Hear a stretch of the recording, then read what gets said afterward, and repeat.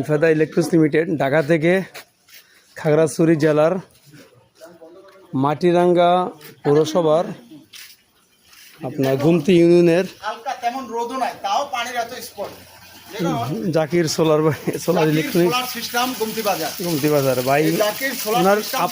ওনার বাড়িতে উনি আগে বলতেছে আমি আগে ইউজ করে দেখি পাম্পের পারফরমেন্স কীরকম, তারপর আমি মার্কেটিং শুরু করব।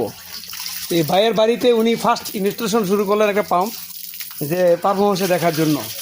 আশা করি ভাই মনে হয় স্যাটিসফাইড কিনা জানি না। আমি অত্যন্ত হ্যাপি, কারণ হচ্ছে আগে আমি জেনারেটর দিয়ে তারপরে এসির সাবমার্সিবল পাইপ দিয়ে পানি উঠাইতাম পাম্প দিয়ে। এছাড়াও ওই যে প্রতিদিন খরচ হতো কত টাকা? দেখা যাচ্ছে যে আমার প্রতিদিন 1.5 থেকে 2 লিটার কিন্তু অক্সিজেন চলে যেত।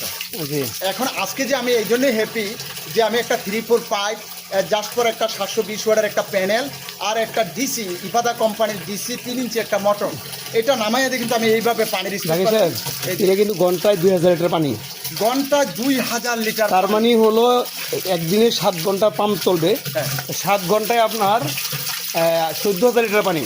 14,000 লিটার পানিকে যদি আপনি 10 লিটার দিয়ে ভাগ দেন, 2000 গাছে পানি দেওয়া যাবে। 2000 গাছ, যাদের বাগান আছে 1.5 থেকে 2000 গাছ আছে বা 4000 গাছ আছে, এই একটা পাম্প দিয়ে একটা বাগান পরিচালনা করতে পারবেন, পুরো একটা বাগান।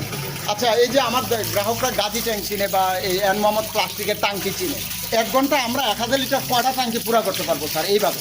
1 ঘন্টায় আপনার হলো আধা ঘন্টা লাগবে একটা গাজি ট্যাঙ্কি। 1000 লিটার আধা ঘন্টা লাগবে। দর্শক, আমরা কারেন্টের পিছনে দৌড়ে কোনো লাভ নাই।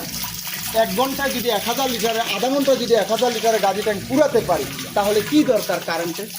তাই আমরা এই সমস্যার সমাধানের জন্য পাহাড়ের উপরে সবচেয়ে গুরুত্বপূর্ণ যে কাজটা আমাদের করতে হবে, একটি সোলার পাইপের মাথায় চাপ দেন তো পানি স্পিড থেকে দেখেন একটু, এইভাবে না। হ্যাঁ, ওই দেখেন এই যে আমার মালটা গাছে পানি দিচ্ছে, কই যাচ্ছে দেখেন, স্পিড দেখেন, এই যে দেখেন, এই যে দেখেন কতটা স্পিড পানি। এতেই কিন্তু বোঝা যায় যে আসলে পানির সাবমার্সিবল মোটরের শক্তিটা ঠিক কতটুকু। এবার ওইটাতে দেখবো আমরা। হ্যাঁ।